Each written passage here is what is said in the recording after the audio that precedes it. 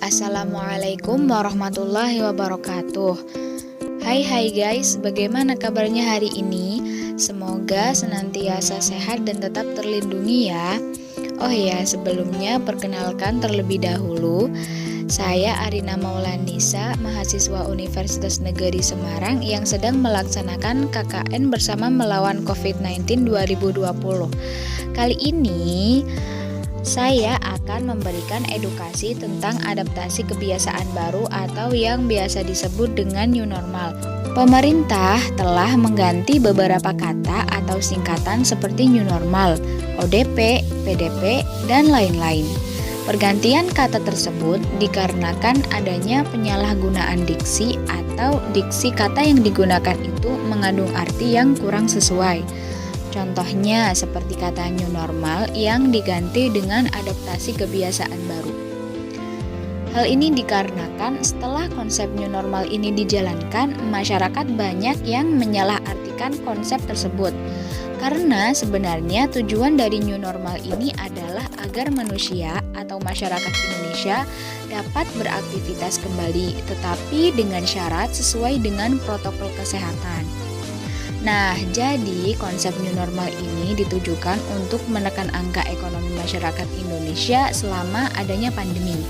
Karena kalian pasti bosan kan dengan adanya pandemi ini, kita tidak bisa pergi kemana-mana, bahkan uang di dompet semakin menipis. Jadi, konsep adaptasi kebiasaan baru atau new normal ini jangan disalahartikan ya gengs. Karena adanya konsep ini demi kebaikan kita bersama. Selanjutnya yaitu pergantian diksi ODP, PDP, OTG, dan PP. Kalian pasti tidak asing kan mendengar singkatan ODP, PDP, OTG, dan PP selama adanya masa pandemi COVID-19 ini. Tetapi sekarang Kemenkes telah mengganti kata-kata tersebut dengan sejumlah definisi baru. Nah, kali ini aku akan menjelaskan satu persatu pergantian diksi tersebut ya, gengs. Istilah pertama yaitu kasus suspek. Kasus suspek adalah seseorang yang memiliki salah satu dari kriteria seperti berikut.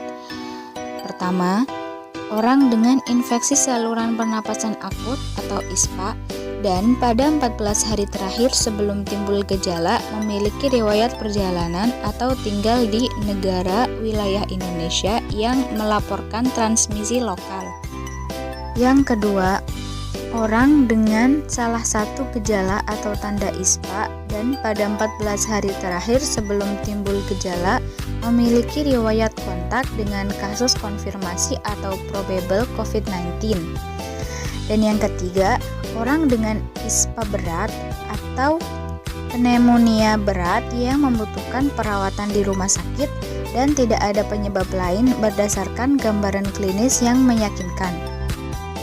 Jadi, kasus suspek ini adalah istilah baru yang telah menggantikan singkatan ODP dan PDP. Kasus yang kedua yaitu kasus probable. Kasus probable adalah kasus suspek dengan ISPA berat atau sampai meninggal dengan gambaran klinis yang meyakinkan COVID-19 dan belum ada hasil pemeriksaan laboratorium real-time PCR. Kasus yang ketiga yaitu kasus konfirmasi. Kasus konfirmasi adalah seseorang yang dinyatakan positif terinfeksi virus COVID-19 yang dibuktikan dengan pemeriksaan laboratorium real-time. Kasus konfirmasi ini dibagi menjadi dua, yaitu kasus konfirmasi dengan gejala atau simptomatik dan kasus konfirmasi tanpa gejala atau asimptomatik. Pada kasus probable atau konfirmasi yang bergejala atau simptomatik, untuk menemukan kontak erat periode kontak dihitung dari 2 hari sebelum kasus timbul gejala dan hingga 14 hari setelah kasus timbul gejala. Pada kasus konfirmasi yang tidak bergejala atau asimptomatik, untuk menemukan kontak erat periode kontak dihitung dari 2 hari sebelum dan 14 hari setelah tanggal pengambilan spesimen kasus konfirmasi. Yang keempat yaitu kontak erat. Kontak erat adalah orang yang memiliki riwayat kontak dengan kasus probable atau konfirmasi COVID-19. Riwayat kontak yang dimaksud antara lain 1. Kontak tatap muka atau berdekatan dengan kasus probable atau kasus konfirmasi dalam radius 1 meter dan dalam jangka waktu 15 menit atau lebih. Yang kedua, sentuhan fisik langsung dengan kasus probable atau konfirmasi, seperti bersalaman, berpegangan tangan, dan lain-lain. Yang ketiga, orang yang memberikan perawatan langsung terhadap kasus probable atau konfirmasi tanpa menggunakan APD yang sesuai standar.